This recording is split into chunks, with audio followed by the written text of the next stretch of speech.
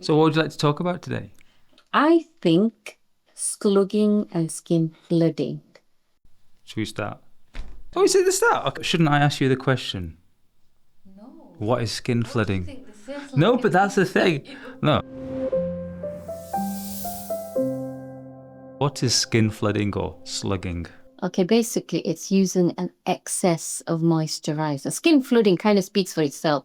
You're not using water, you're using moisturizer and just basically putting a load of it on. Slugging is where you put a load on, then sometimes you put an active in between it, put a load of almost like sandwiching things in. I don't like it. Why? Because all skin is different. And I say this time and time again. Some skin needs moisture and some doesn't. If you already have oily skin, they're going to clog your pores up. You're putting yourself at risk of acne because you can't fill a glass when it's all more than when it's already full. So what happens when you keep putting water into that cup? It starts causing problems. With some skin, it does need moisture. But the purpose of the cream isn't to be the moisture, it's to make it available for the skin. And creams are quite different in whether they provide more moisture to the skin. So some creams are really good. They will give the skin a lot of moisture. Some are actually so bad, they actually take the moisture away. And I remember the BBC did an article once. They use something called a chronometer. What a chronometer does is it works out how much moisture is in the skin.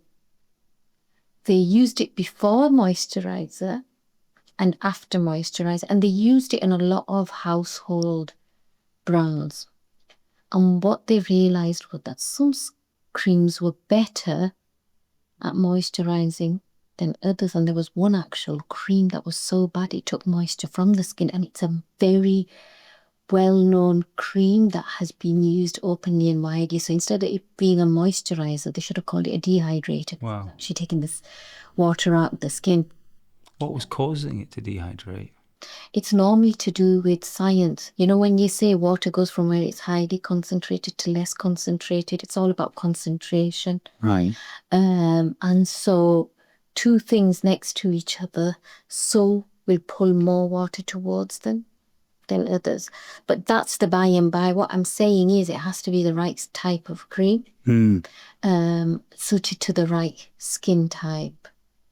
And there are a few ways, not all of us carry a chronometer in our back pocket. So there are a few ways you can tell if your skin's holding a lot of or enough water, or whether your body in general has enough water. And one of those is skin turgor, and it basically means how flexible your skin is or elastic. So if I pinch your skin up, have you noticed it goes straight back down again? That's because it's got good moisture in there. Skin that's dehydrated, when you pinch it up, it sort of stays up. And then it sort of gently eases down. That's not great hydration. The other one is actually just glow. If your skin is holding water, it will glow. And I'm not talking about the glow where you look and there's like a load of grease. I'm talking about where your skin is actually dry, but it glows. The reason it glows is that the water in your skin reflects the light back and that appears as glow. That's why people who are like really dehydrated, their skin looks really dull. So would I benefit from slugging? You definitely not, Why is that? because you have a different skin. I can see it from the scalp. You would just basically block all your pores. It won't happen immediately. Even with any of creams, the thing is, people will start using the cream and there won't be a problem immediately because it takes time for things to happen. Like, for example, it'll take time for the pores to start filling up. But then a few weeks later, they'll start coming out with little spots. Coconut oil in their skin, there was a time that people were doing that. I just thought, we're going to have a load of people coming in with breakouts because that's what happens. just because you put it on your hair, it doesn't mean it stays up there. There's a thing called gravity, and it's sort of when it touches your body temperature, it melts, it drips down onto your forehead. You might not necessarily see it, it might be a small amount, but that small amount is enough to block your pores. Yeah. Yeah, so no to slugging, no to skin flooding. It's the same thing, is that right? Practically, yeah.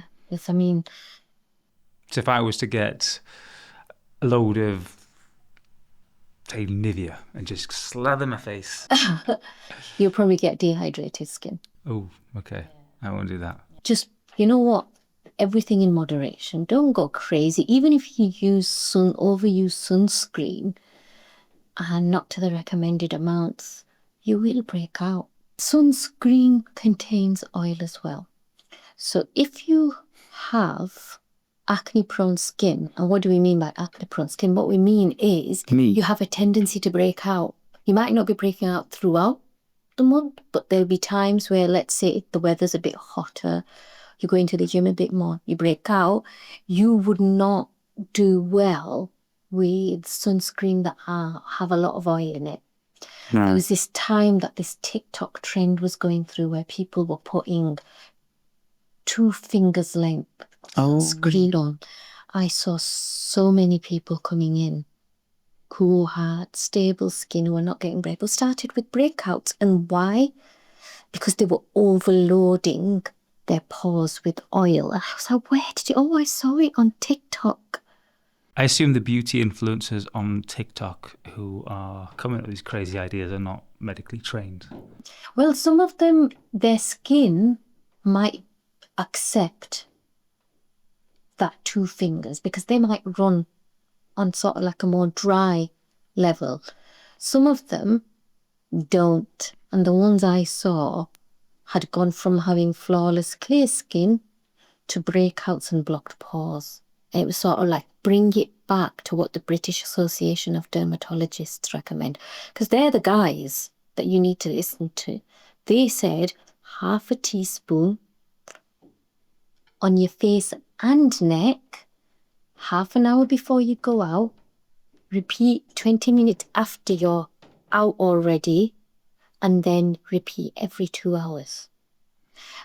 SPF, sun protection factor, the way it works,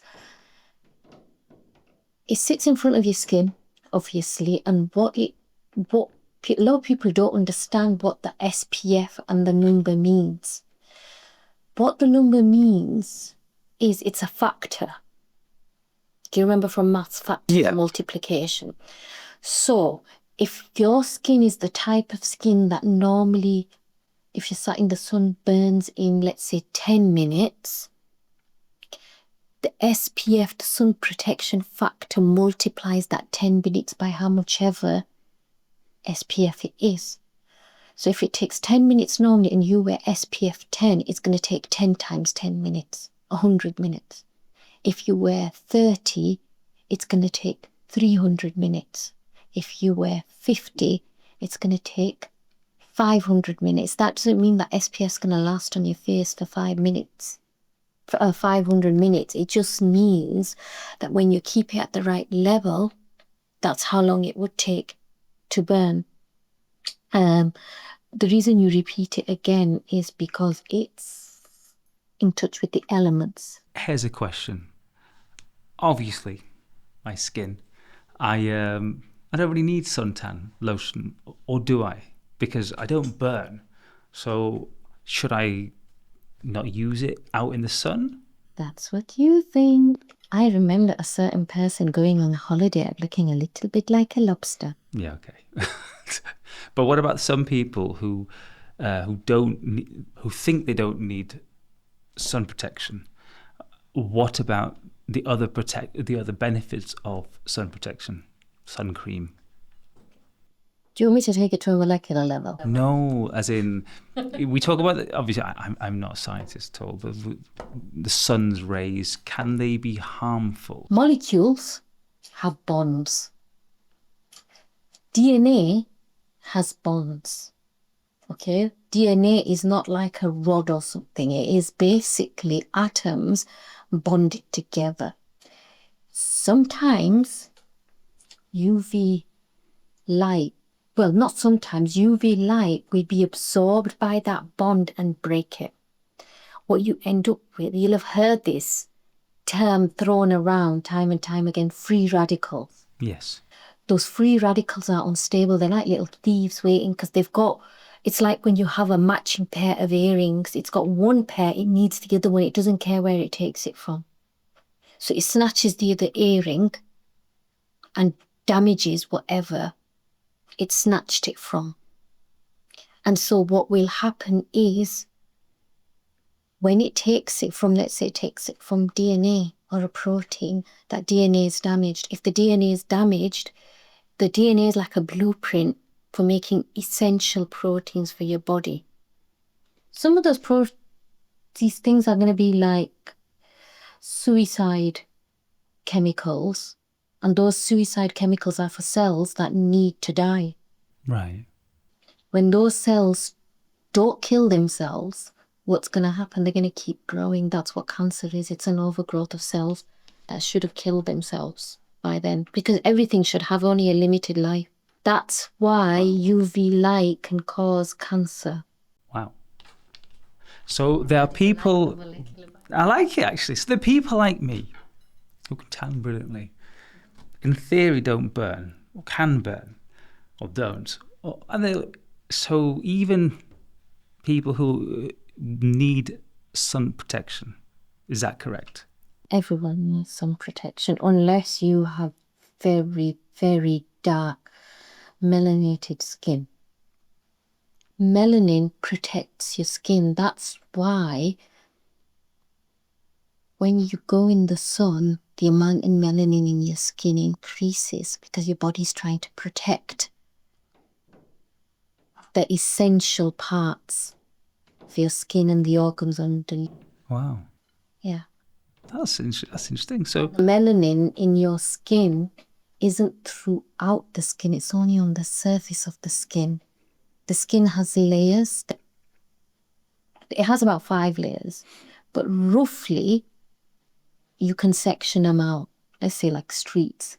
The top is the epidermis, and that doesn't have any blood vessels really going through it. The dermis is where you get all the collagen and everything, but that's where the vessels are, and the nerves. The border between the dermis and the epidermis is where melanocytes stay, and melanocytes are the ones that make pigment. Wow. They don't display it, they just make it. They're like paint factories.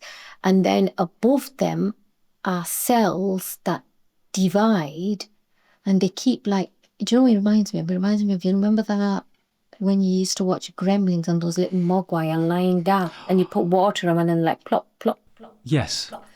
So basically the cells like that, it plops in half and then plops in half, and the new one gets pushed up each time. And remember, it's a tight space, so each time it's getting pushed up, they're getting packed and packed and packed, and they flatten out. One of those melanocytes basically supplies 30 of those cells. Right. They're called keratinocytes. Each of those is supposed to have a really nice equal amount of paint in them. So they're instructed to give 5, let's say, I'm using an analogy of paint. So each of those is supposed to have 5 paint in there, no more. And then they go to the surface, they hold onto the paint, they spread out, and guess what? Because they all have an equal amount and they all spread nice and flat equally, that becomes a screen for the skin underneath, and it all looks equal. How does pigmentation occur? What happens is UV light comes in, it damages the melanocyte, it damages the factory. So the bit that's supposed to spread paint equally suddenly starts giving 10 to 1, 1 to another, 2 to the other. As that UV light's coming through, it also damages the keratinocytes. It literally punctures holes in it. Around those cells, there's extracellular fluid. There's like a liquid, water, whatever you want to call it, but it contains water. When it punctures holes in it, that colour leaks into the fluid around it. So it doesn't take all that pigment to the surface. some of it leaks in that area. Some of those cells have more colour than they should do. They have more paint. By the time they get to the surface, they're not taking all that pigment away. Each of those cells that are getting damaged and leaking are leaving a trail of paint behind them. And then when they get to the surface, you look down and there's a brown patch there of pigment. So that's why you get the different, like you'll see some people, and I have had it before, where you have the different tones in your skin.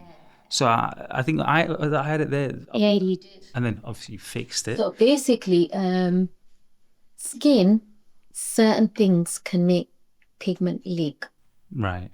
UV light for everyone. Heat can. Inflammation.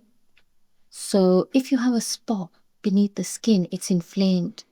Imagine it red and angry when it's on the top. It's the same inside. It punctures holes in those cells and the colour leaks out.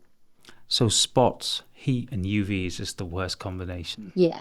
Wow. So that's what, and the other thing that I've noticed, and this is mainly I've seen in Asians, is actually movement and pressure. You'll notice in Asian skin, as we get older, areas that move tend to be more pigmented. So we get like, they call it the 6 o'clock shadow around the mouth. Around the eyes tends to be more pigmented. Mm-hmm. Those are the most mobile parts of your body. Yeah. On the surface of your body. Think about it. You're always blinking. Yeah, your eyes are here. You're eating, talking, breathing. Blinking, yeah. So see it over there. So it's around the eyes, around the mouth. The next most mobile, you can basically make a map looking at the pigmentation of which joints. I'm thinking not to move now. I'll just freeze my face. Did you do that? I want Botox because I get pigmentation. Yeah, just freeze my face like this. No. And then the neck, because you move, so you start to notice pigment in the neck lines. Yeah, I've seen that. The small joints of the fingers. So the ones in the fingers here. And then pressure from pressing things, typing near the nail. You'll get like a little line of, look, you've got it. Let's not talk about my fingers. But because I've really, I have a bad habit.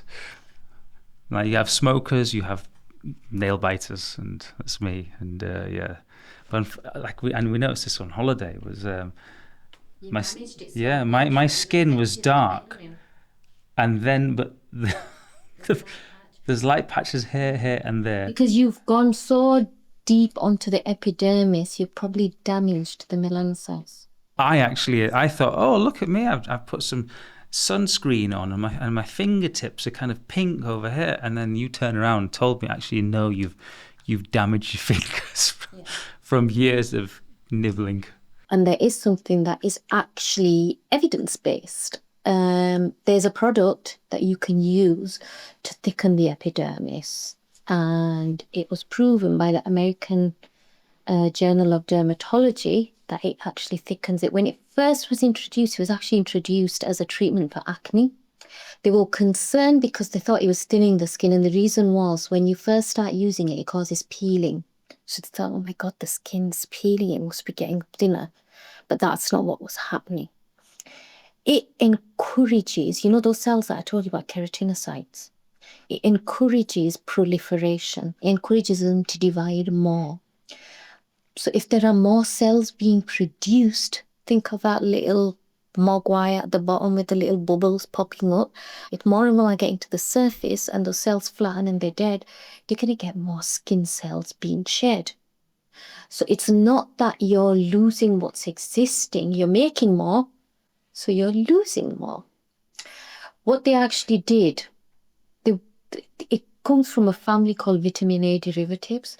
What they did was they actually biopsied skin that hadn't been treated with this vitamin A derivative, and then they used 2 different vitamin A derivatives. One of them is a very weak prep, is available over the counter.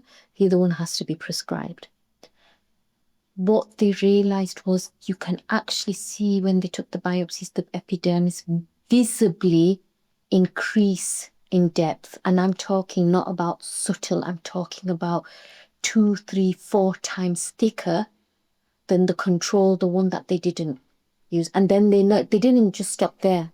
They used ultrasound to measure the depth of the epidermis, and so they got measures.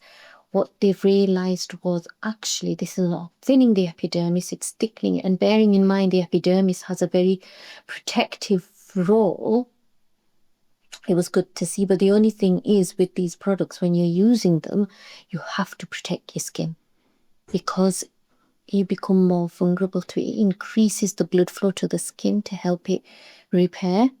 So you have to be extra vigilant in protection while it does that. Got you.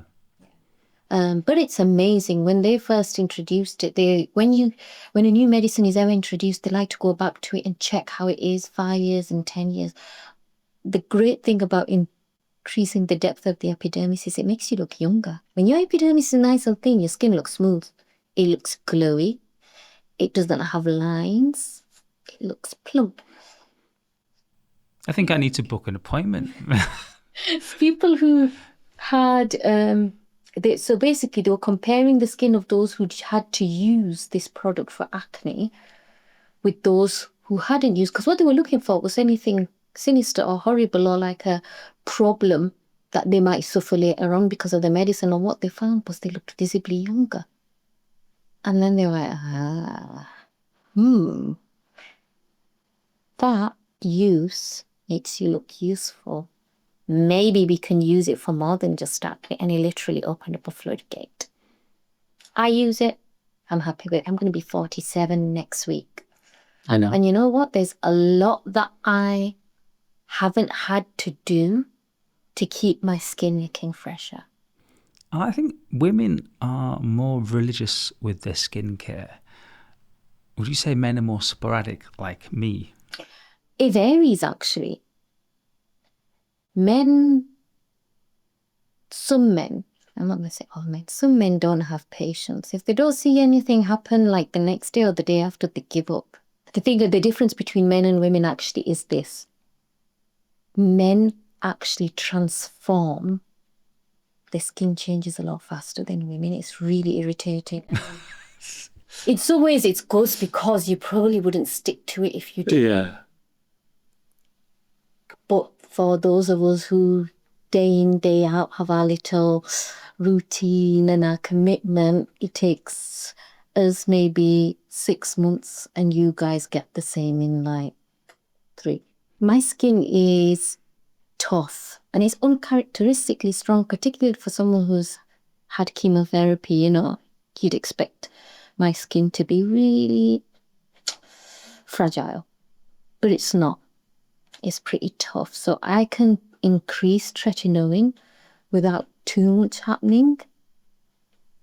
My sister, the smear, looks like me. People struggle to sometimes even tell you. People who don't know us can't tell the difference and actually struggle to tell between us.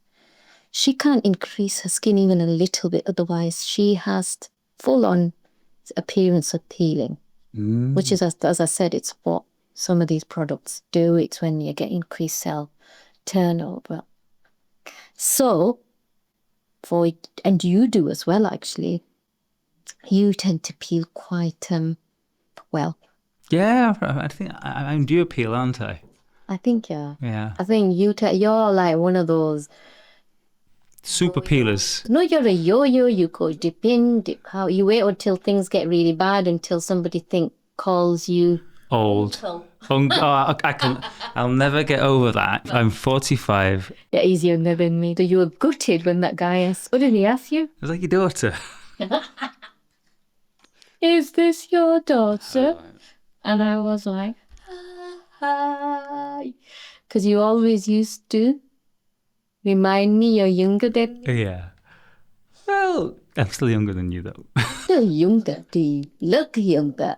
Valid point. On the subject of peeling, there's that other peel that looks horrendously scary and dangerous. What's it called? Like Cosmelan. There's one peel, acid, phenol. You can't even get insurance for it because it goes so deep. Totally inappropriate for Asian skin.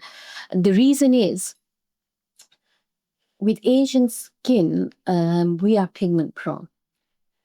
You want the peel to go deep enough to make a difference, but not so deep that, you know, those cells that I was telling you about, the keratinocytes that get damaged with UV light.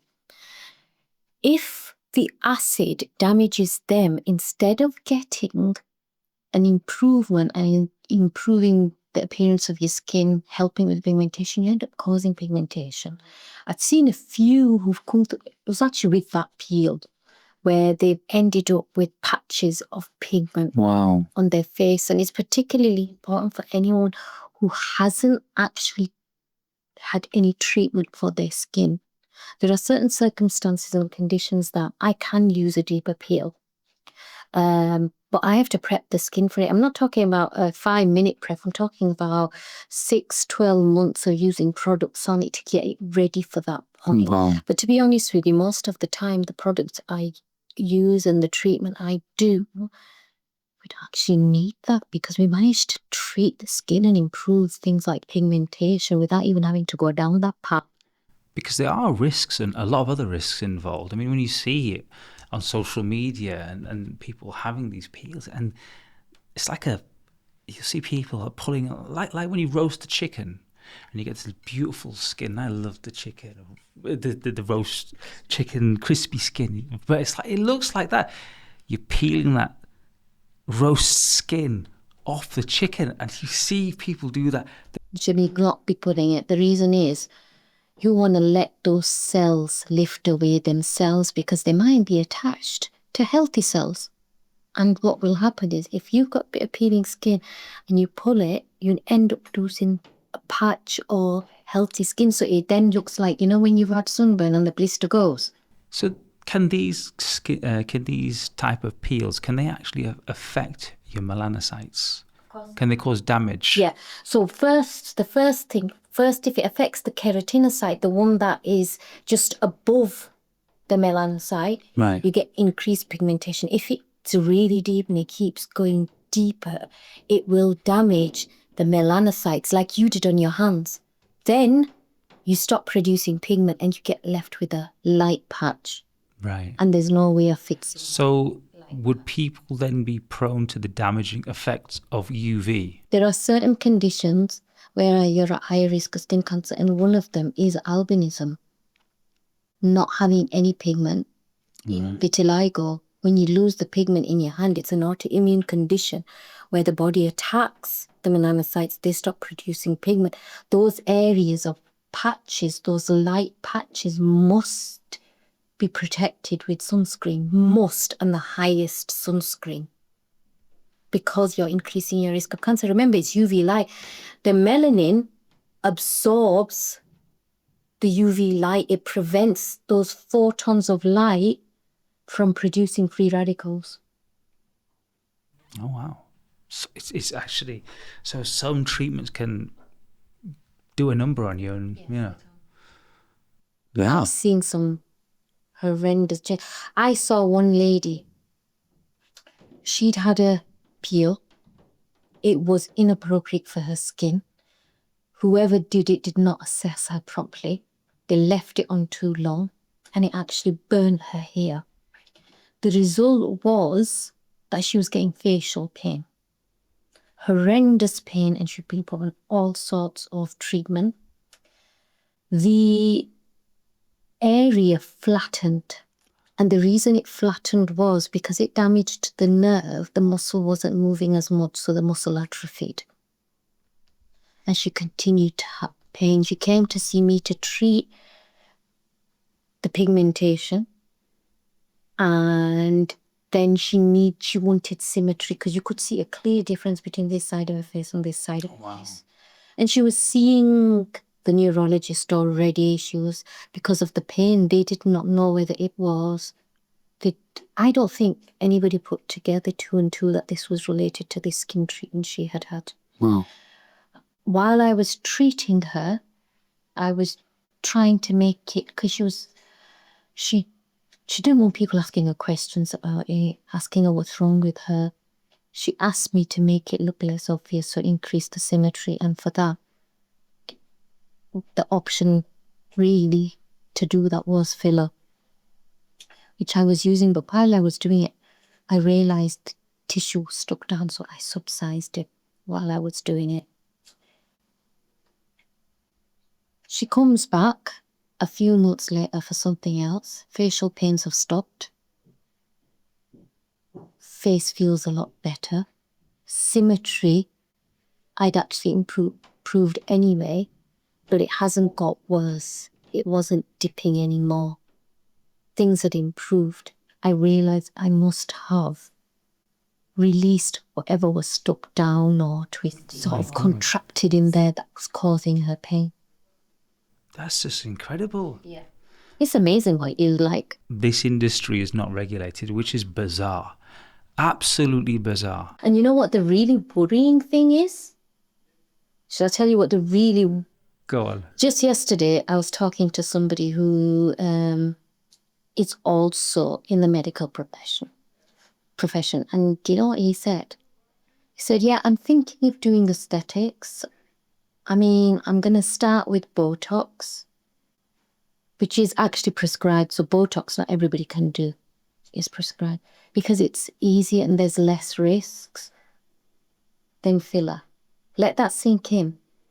The one that is more regulated or has any regulation at all is the one that medics don't worry about.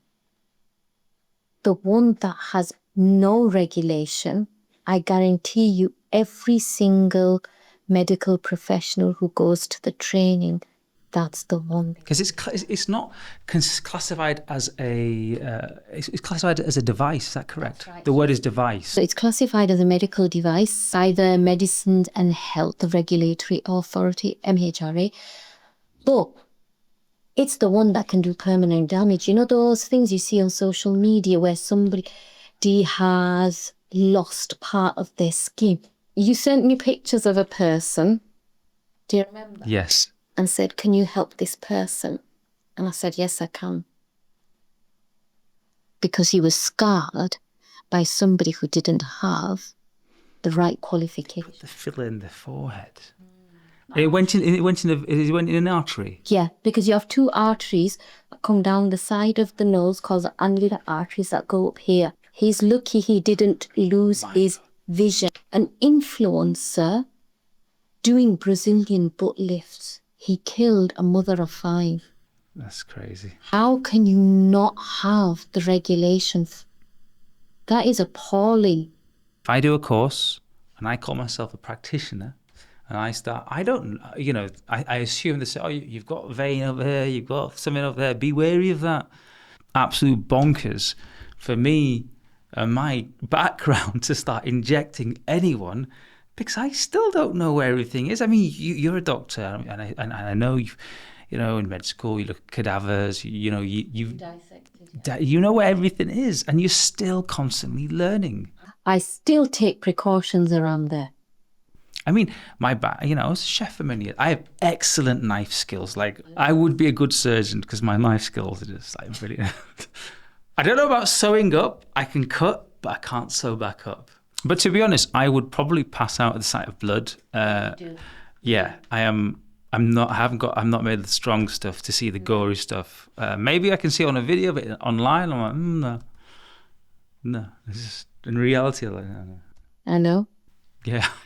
I know you pass out. He's so smart. So this husband of mine, he knows he passes out. So basically, on our first child, and the husband is placed near the wife at the front.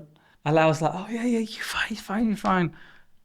And then I decided to, stick my chest out. I had a look, and I just turned away, and I was like, oh. I just felt really queasy because it was like, nah, definitely not. Who in their right mind, when they're scared of blood, will decide to have a peek at an operate?